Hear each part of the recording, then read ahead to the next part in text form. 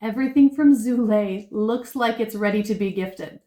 I don't know why exactly, but I'm not complaining. I mean, nice black box, doesn't look cheap. Inside, we've got your cheese slicer manual. It is well put together. If you have any questions, the answer is going to be in this. Zulay uses a stainless steel wire for its cheese slicer, and it comes with 2 extra, which love that. This is new to me, but I have used it before making this video, just for full transparency. Here's what it looks like.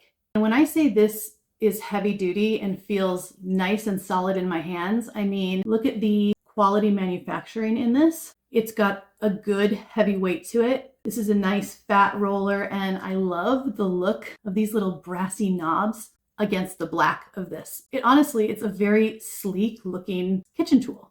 And you can adjust the width of your slice to your liking. You can get it like right up there on the roller, or you can cut some fat slices of cheese. For this demonstration, I'm gonna set it, let's go thin.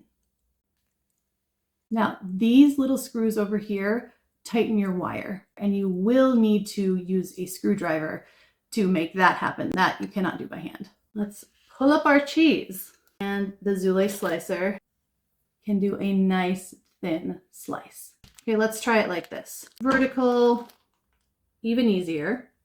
Fun fact, cheese was my first word, like ever.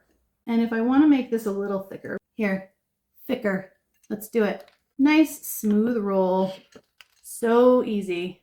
And look at that, beautiful sliced cheese. And just because I grabbed one, let's try some celery. Say you want to do some long strips of celery for garnish. Now you've got some really fun crudité. What do we think?